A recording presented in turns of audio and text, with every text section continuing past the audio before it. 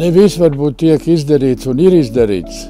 Tāpēc man ļoti sāp jautājums par to, ka ziemā es esmu kājām gājējis. Nekad nebraucu ar automašīnu, tikai man pašam nav.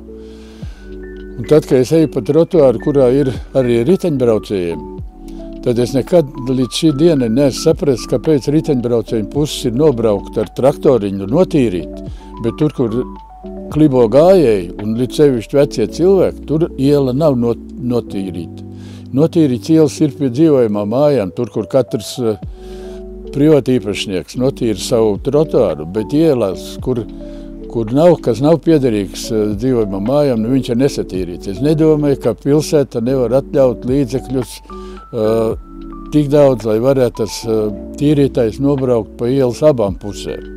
Ja nav līdzekļu, es domāju, ka mums ir pietiekoši liels aparāts domē, kas varbūt arī ir jāpārskata, un ar lielām algām. Es nedomāju, ka mēs esam tik maz cilvēku pilsētā, kad ir apmēram 32 000, ka mums ir jābūt tik lielai domas darbinieku skaitam. Mēs droši vien varam kaut ko optimizēt.